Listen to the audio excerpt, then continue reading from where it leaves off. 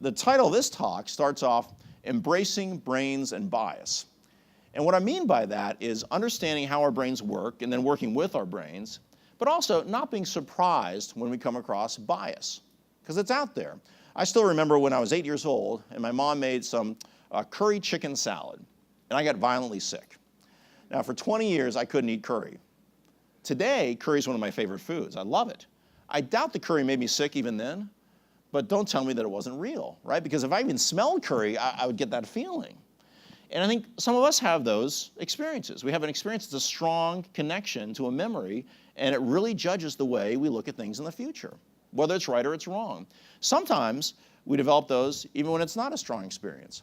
I was reminded of that because we're selling our house now. We're moving from Ohio to Brooklyn, and a couple came and visited our house, and then they wanted to come see it again with their daughters.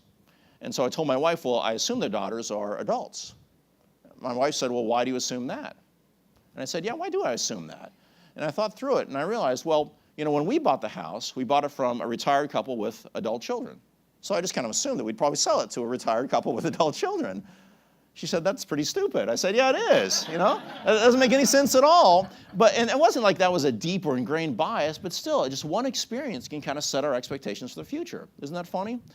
So I want us to remember this when we're working with those around us, because the people on our teams have experience, and that leads to bias. Maybe somebody was burned by a consultant one time, and so when you introduce a consultant, they're a little skittish, right?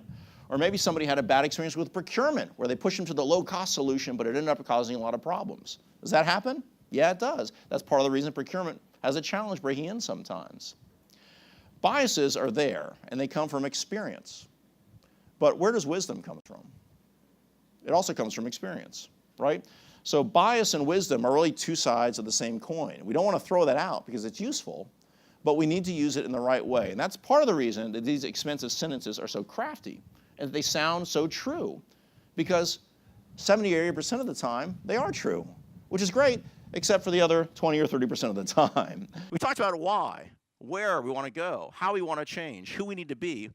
The next question is when, but to make this short, I'm not going to ask you, I'm going to tell you when, okay? And the answer is now. So I want to invite you now to do something you don't normally do. I want to invite you to turn on your phone and send an email to somebody on your team. And I ask you to go ahead and do this, because say to them, hey, I just saw this speech, and next week on Tuesday or Wednesday or Thursday, pick a day, let's talk. Let's talk about the identity we want to have. Let's talk about one of these 7 areas we can lead the company. Let's talk about the metric we're going to use to be more strategic. Or if you don't like that, just say, hey, I saw this crazy American talk, okay? And he showed this presentation. Maybe there's something we can use. Because if you can change, if you can start now, then next year when you come to this conference, you won't just sit around saying, hey, remember that guy? You'll be able to say, hey, we're now much more strategic than we were. And that's the goal. If I'm not the CEO, right, but I'm maybe the CEO of the house, how do we use your book? So many of these apply at home, because a lot of us know people that have stayed in a relationship too long or a career too long, right? Or feel like they're limited. You know, I was speaking to somebody on a webcast a couple of weeks ago about this, and they work with a lot of young people, and they say, well, the expensive sentence I hear so often with young people is, well, that's the best job I can get. Right, that's the only thing I can do. Right. And it's these ideas that really limit our potential, which can be far more expensive than a few dollars to a company. I've been on the buying side, advising companies on major purchases for 15 years, and I wanted to take Ian's teaching and sort of see what the other side was up to. I expected to learn some tricks and tactics and ways that he was trying to manipulate the buyers, but what I learned when I heard what Ian was talking about was that he was really teaching his clients very similar things to what I was teaching mine from the buying side. It was all about finding the best value and finding the best fit. And so we put our heads together, and it seemed to be a natural conversation.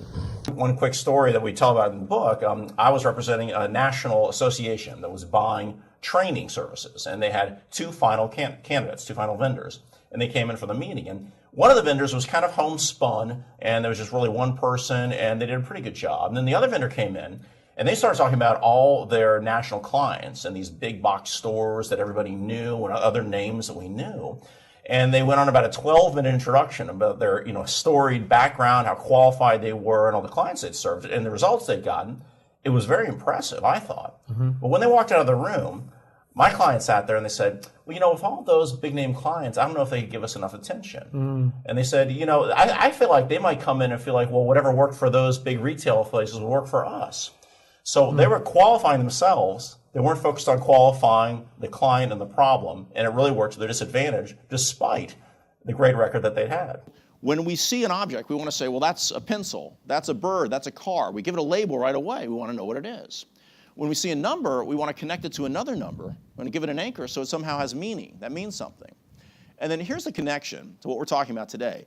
When we encounter a circumstance or a situation, we want to do the same thing. Just like we say, well, that's a chair. I know how to use that.